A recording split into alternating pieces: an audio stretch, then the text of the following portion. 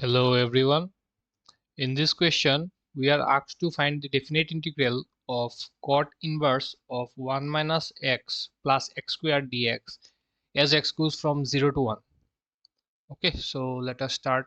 So we are given the definite integral from 0 to 1 of cot inverse 1 minus x plus x squared dx. Okay, so it is better to convert this cot inverse to tan inverse. So we have the integral 0 to 1 tan inverse of this will become cot inverse theta is tan inverse 1 upon theta, right? So this becomes tan inverse 1 upon the argument 1 minus x plus x square, right? So if we focus on looking at the denominator here, integral from 0 to 1 tan inverse, if we focus on the denominator, if we take x common from the last two terms, we are left with 1 plus x times x minus 1, right? So this is the denominator is of the form 1 plus xy. So the numerator has to be, if this is x and this is y, or 1 plus ab, right? So if this is a, this is b, this has to be a minus b, right? So this becomes tan inverse a minus tan inverse b, right? So if we write the numerator as x minus of x minus 1, right? Then after opening this bracket, we get this original 1 back, right? So this is now of the form tan inverse a minus tan inverse b, right? So we can further simplify this as 0 to 1 tan inverse x minus tan inverse x minus 1 dx, right? So if I separate them into two separate integrals, we have tan inverse x dx minus tan inverse x minus 1 dx, right? So this can be further simplified as tan inverse x dx minus, if I substitute this 1 minus x here, right, we can use this formula that integration of 0 to a fx dx is the same as 0 to a f of a minus x dx, right? So I can use this rule here in the second integral.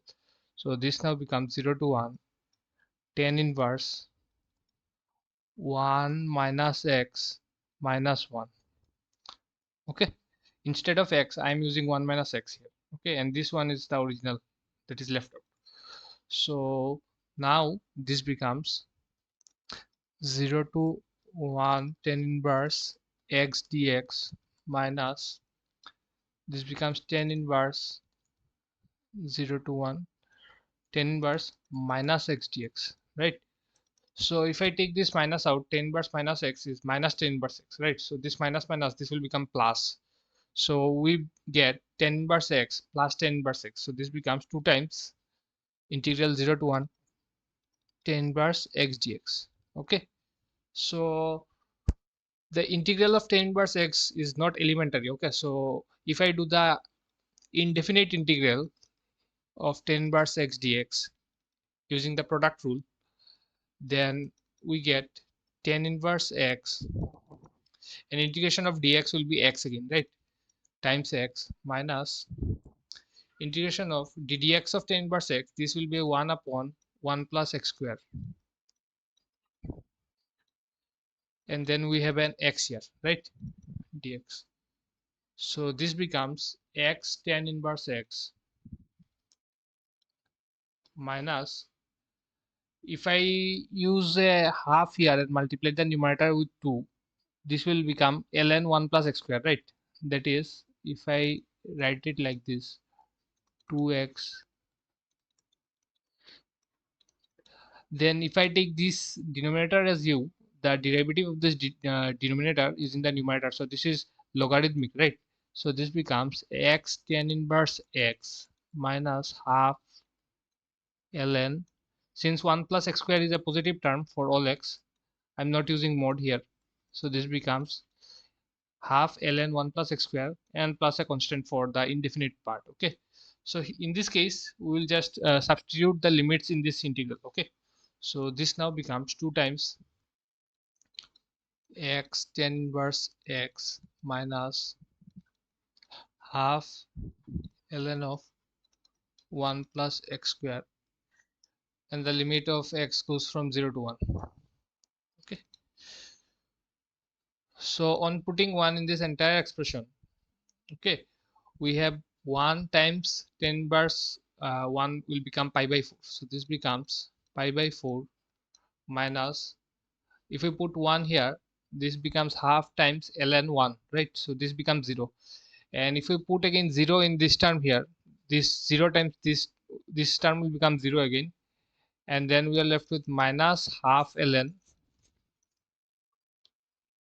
If we put 0 here, sorry, my bad, slight mistake here.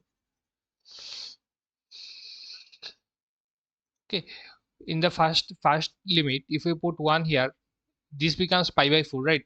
But this becomes half ln 2, and if you put 0 here, this term also vanishes to 0, and this term also becomes half times ln 1, so both terms become 0. Okay, so this is the required value of this integral. So if you multiply this with 2, this becomes pi by 2 minus ln 2. Okay, and this is the required final answer in this for this integral. Okay, so this was not very difficult. You need to do this trigonometric, inverse trigonometric manipulation for the first part, and the rest is just you need this definite integral of this tan inverse x. Okay, and you have to be very careful while uh, substituting the limits. Okay, if there is minus here, to be very careful. I did a mistake here, so it is better if you do it very carefully. Okay, otherwise this is finished, and thank you for watching.